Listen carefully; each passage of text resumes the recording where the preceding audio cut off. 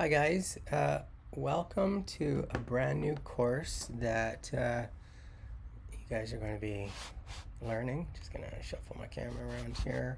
Coming to you not so live from my little bunker studio. You can see a bunch of work on the wall behind me. Um, and I want to talk to you a little bit about concept development. Did I say image development? I think I did. Concept development. So the first thing that I want to talk to you a little bit about is you guys are pretty new to design. You probably understand a little bit about concepts. How does it pertain to being a practicing designer like myself? Um, it pretty much comes into everything I do. Every project I do, um, whether it's a logo or whether it's a video or a report or an ad, starts with a really basic process that we go through. And that's trying to figure out what the messaging is, what the big idea is, um, and how is that going to help the client? Does it meet the client's needs? Uh, and from there, you know, there's a lot of different processes that I use to try and figure out those elements themselves. So, all the way from thumbnailing, which we've talked about in Image Development 1. That's almost always one of the very first things I do. I also will do like a brain dump of ideas. Sometimes I'll do things like lists, and we'll go through a lot of that in this course, how to get you guys up and running so you can make the most of what little you have up here. Just kidding, I'm sure you have a lot up there, just a ton of stuff up there. So I'm going to talk to you a little bit about how concepts, what are concepts, where do you see them, what constitutes a concept or an idea. And so we can start right here. If you can see that, that's my logo. And it is just a very simple little graphic. It is not classic graphic design. I used to do work for a company called Ironhead, and Ironhead hired me to come in and sort of so they sold boxing and sort of boxing graphics, hockey graphics to kind of NHL players and things like that. So they had this great kind of following of all their clothing.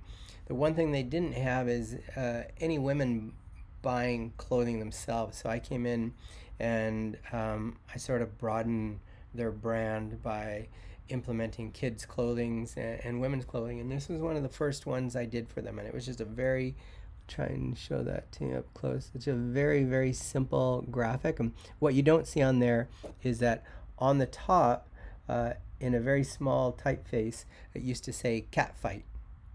And so if you think about that, there is a concept there.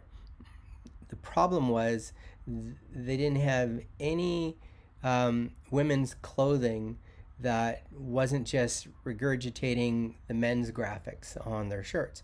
So what I did is I created this one, called it Cat Fight. So you can see it's a cat. The concept is back in the 70s and 80s, when girls used to fight, a lot of times people go, "Oh, there's a cat fight." I know that's pretty derogatory, but it's a thing.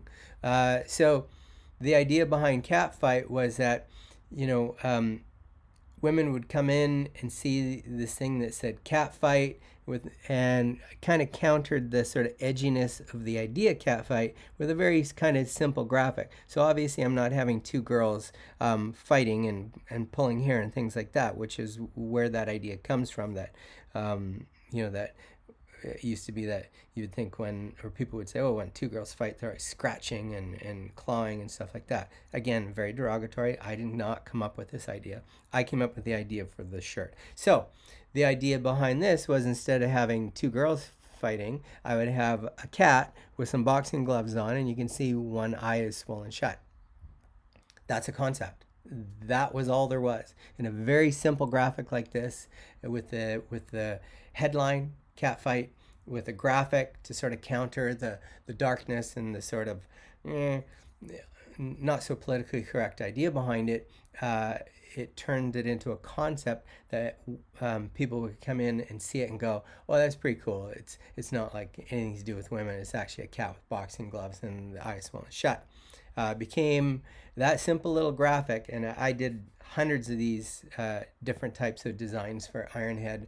At the same time, I was working at a design agency, so it was like I had two jobs: one working as a clothing designer doing this stuff, and the other one as working on corporate design.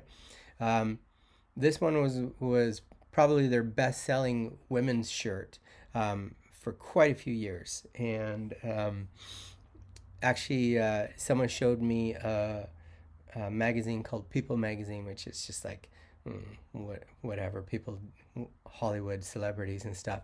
And there were at the time there was a picture of Halle Berry, and it was talking about her filming Catwoman in Vancouver, and this was probably like 12 or 13 years ago.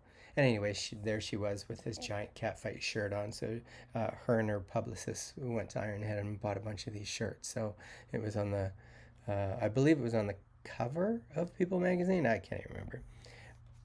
Just a basic concept. And those are the types of things that will help separate average design, elevate it to good design across all different platforms. So I'm going to show you some examples today of some concepts in graphic design. So hold on. Okay, so here you can see that we are on my website, and it is a good resource if you ever want to look at some nice stuff and what I do. This covers a bunch of it.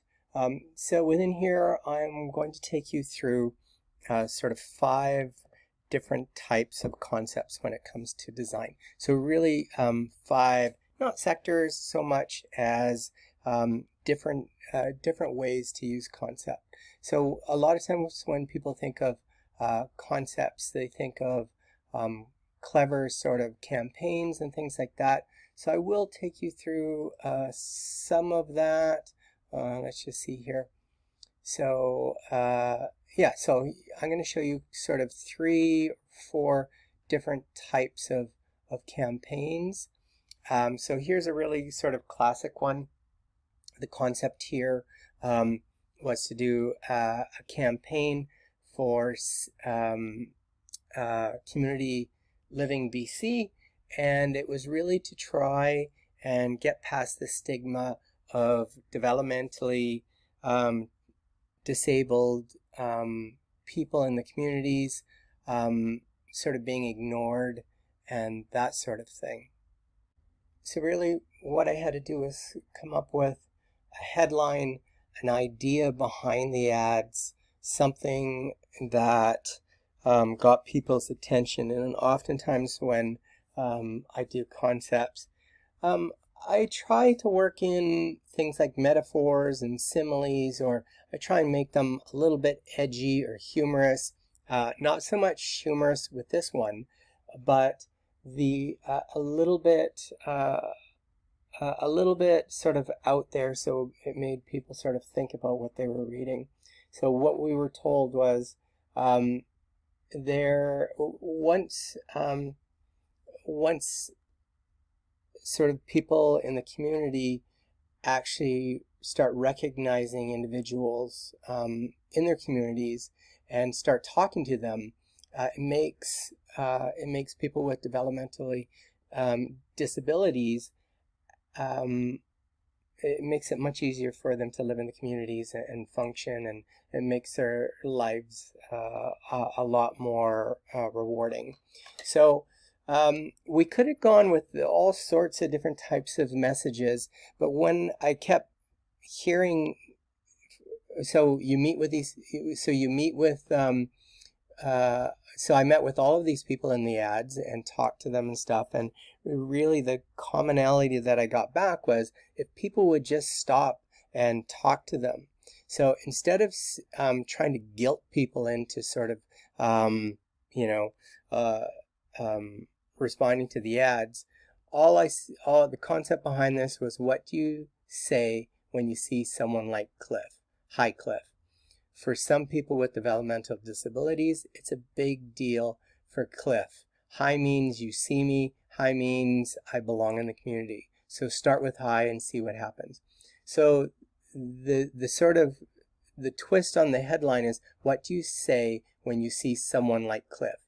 That almost puts Cliff into, it plays with the idea of those people or someone like. So it's actually a little bit controversial, because you're saying, what do you say when you see someone like this, right? As if they're so different.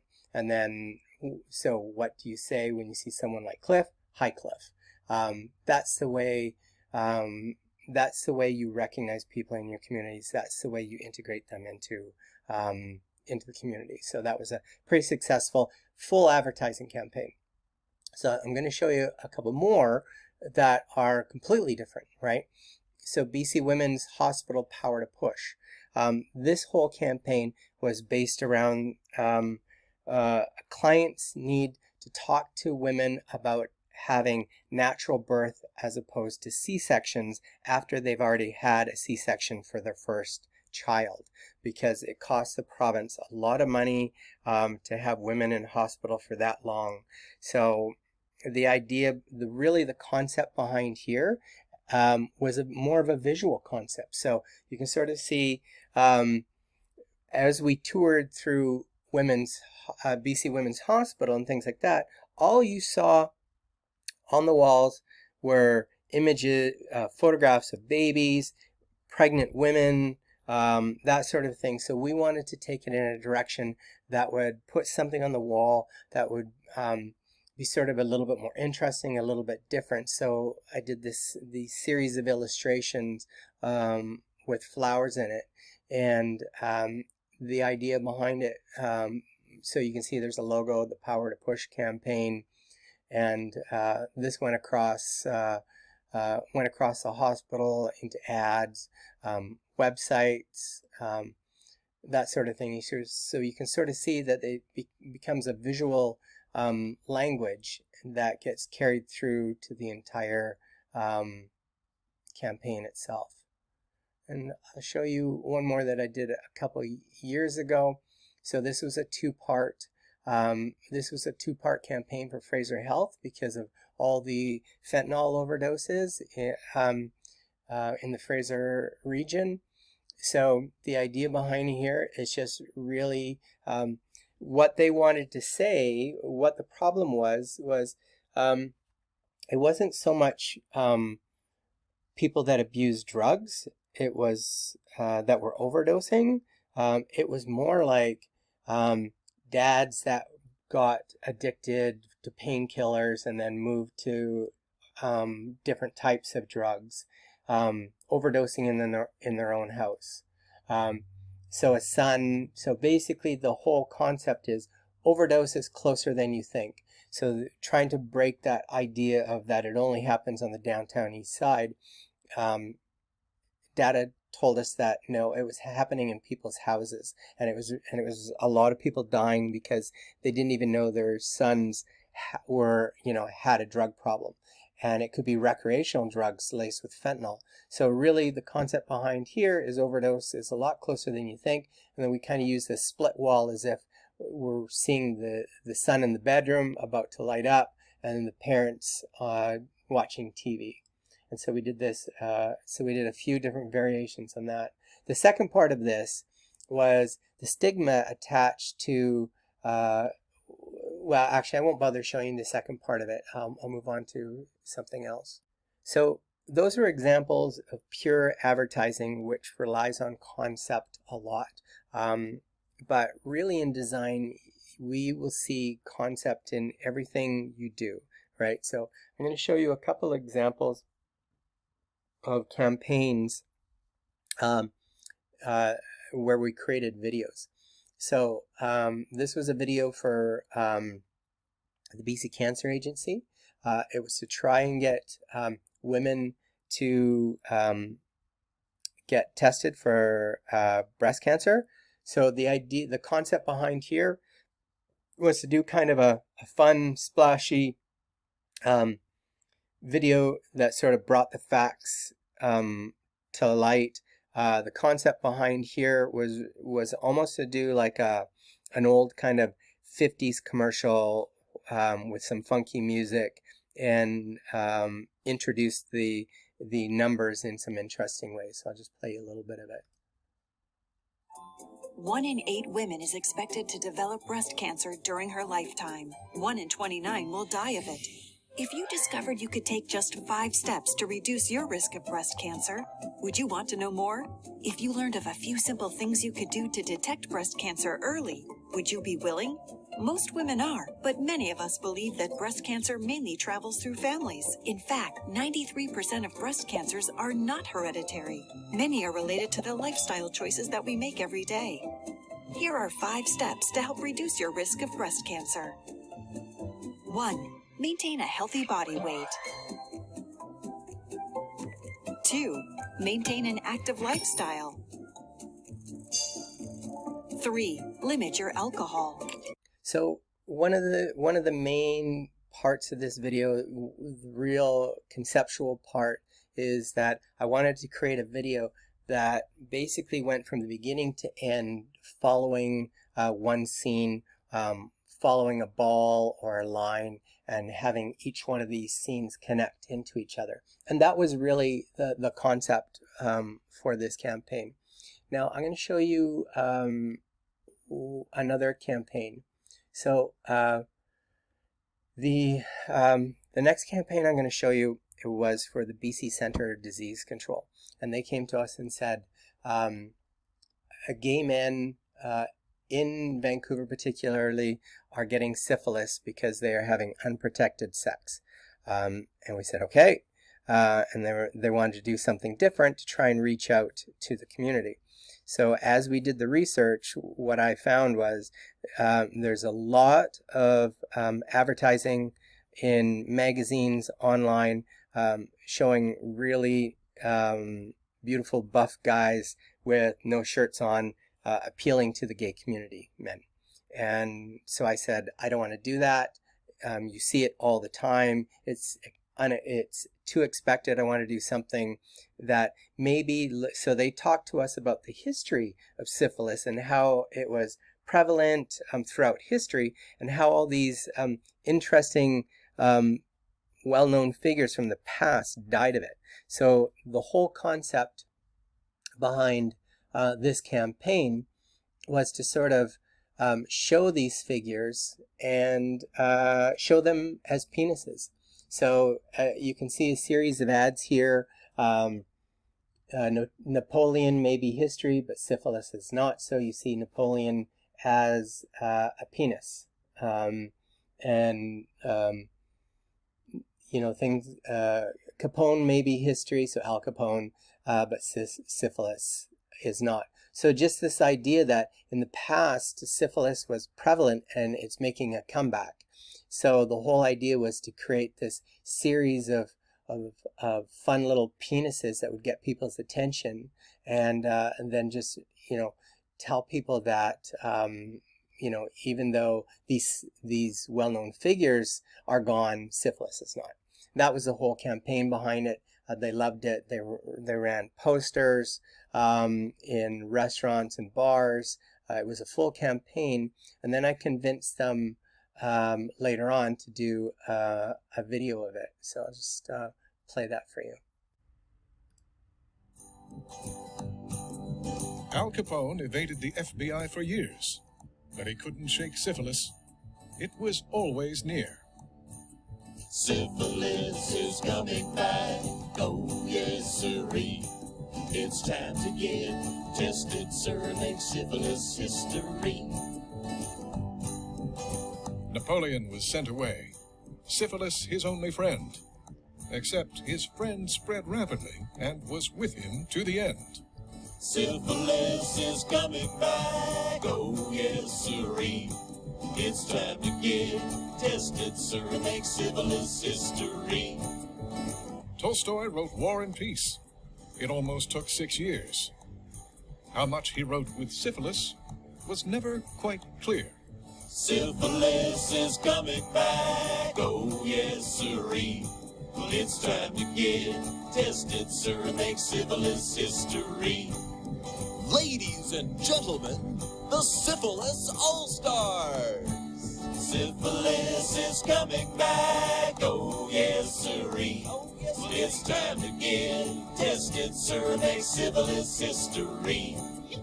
Oral and anal and some things in between can easily spread syphilis, if you know what I mean.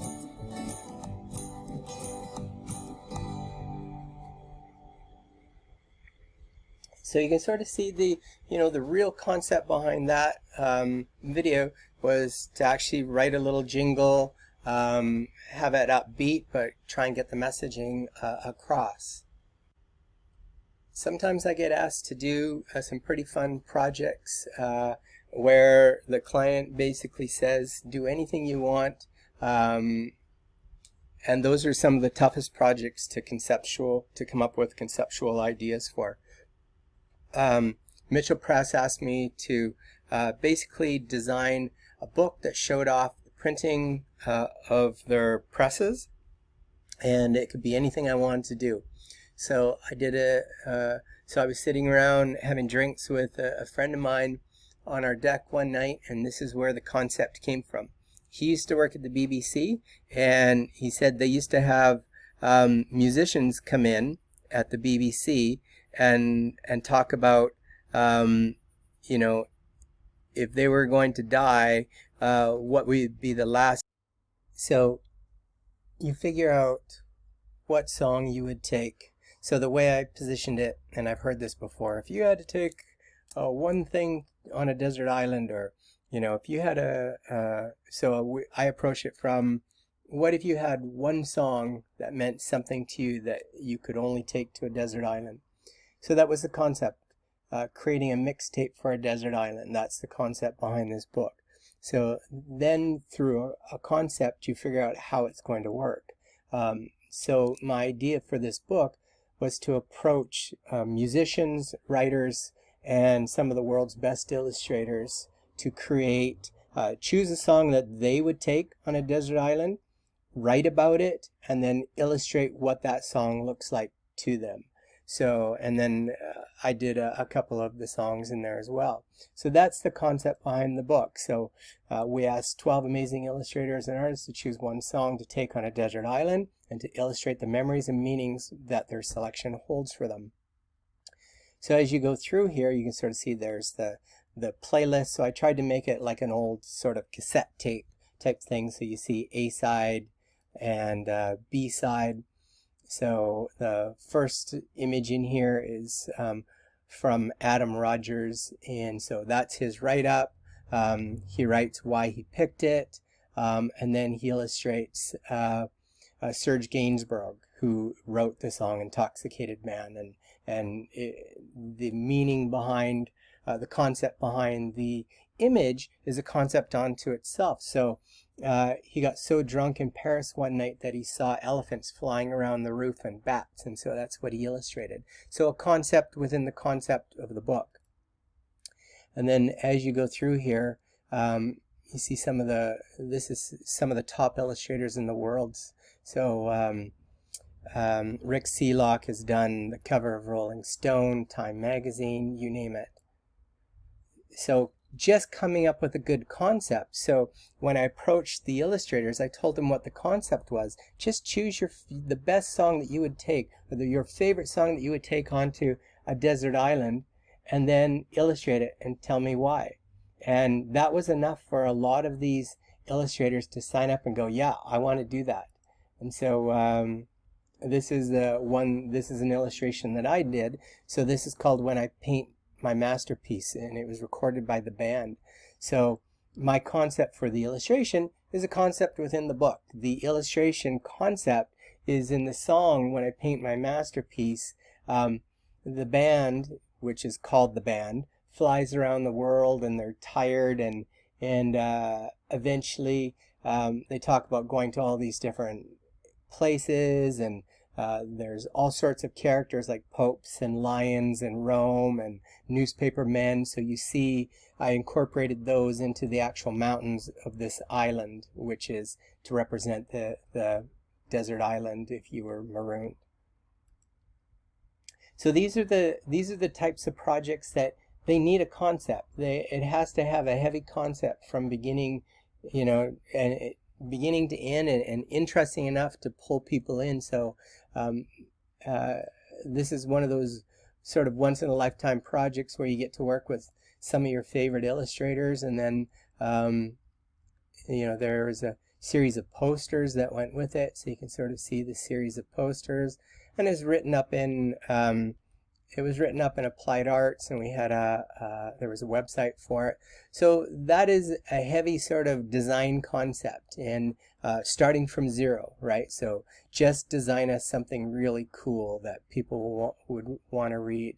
So yeah, that is kind of, those are the types of jobs that you love to get. So some of the most pure design that I'm going to ask you to do and that you're going to learn about this semester is creating concepts for brand, or concepts for logos, or concepts for icons, and we'll be going through all of those things, and definitely much different than the projects that I've shown you previous to this. A logo can have a concept, and it has to have a concept. And that concept becomes the company's brand story. So it can be as simple as the Mill Bay Marine Group, which builds marinas, and within those marinas they have pylons. So you see the pylons and a slight wave. That is it for the concept.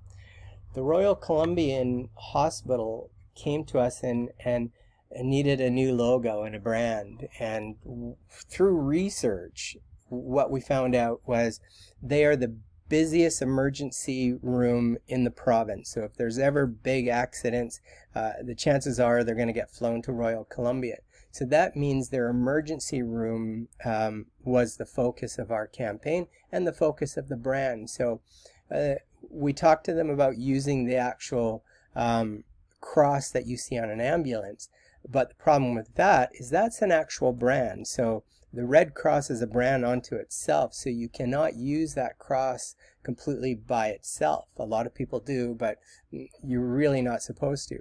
So what we did was figured out a way to basically create a stylized R, and then you can sort of see on the end of the R, it turns into the actual cross of the emergency symbol, or the Red Cross. So that was the concept. So logos themselves absolutely can have concepts, and each logo that I'm showing you here has a concept. So when the Center for Brain Health approached us, what we found out was they have a great team that works together, and they, obviously they help patients and people with brain injuries and brain disease, and so they really wanted to show a brain. The downside to showing a brain is it's not particularly attractive.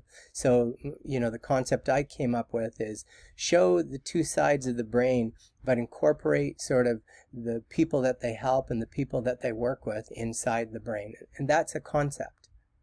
So the last one I'm going to show you is a really fun project I did with a printer in Vancouver. And this printer each year hires a design firm from around North America to do a series of wrapping paper. And so, the three designers I worked with, we all came up with concepts, and then we presented it to the client, and the client picked the one they liked, which was the one I worked on. And so this is called 6 Sheets to the Wind. So the idea or concept behind the wrapping paper is that a gray goose gets tired of the long winters in Vancouver and decides that it's going to fly south to try and get find some color and find some warmth and get out of the rain and all the sad grays that Vancouver has. So it kind of, each wrapping paper represents his journey. So this is a box, then there's a book, and inside the book there's folded sheets of wrapping paper. So you can sort of design the story of the goose, And as the goose starts flying south, you can see he lands in Banff and has a discussion with a mountain goat. And then you can see the illustration on the right is sort of the backdrop of the Rockies, and then that unfolds and turns into a piece of wrapping paper, and you can take that out and wrap it. So he continues his journey, and he goes into the Dakotas, and he talks to a fox, and the fox sends him on his way. But you can sort of see there's a representation of the Dakotas, and there's lots of fun little things like the fox in there. And when you unfold the wrapping paper, you can sort of see there's a tornado going on, and there's aliens dropping in the crop circles, and the whole thing is meant to be his journey through his entire journey, all the way down, then finally coming all the way back to Vancouver. So here you can see he's in PEI, so you can sort of see the concept with this wrapping paper is it has to work top and bottom. So you see some buildings are upside down, water and boats are upside down, but at the end of the day, he goes to New York City. So you sort of see New York City. He goes to Florida, the trailer park, and then eventually he comes back to beautiful Vancouver and decides that's the place to stay. So that's a concept. And like all of these projects are concepts. Concepts are what drive the design and gives you the ammunition, and they are the things that make designers good or make designers not so good.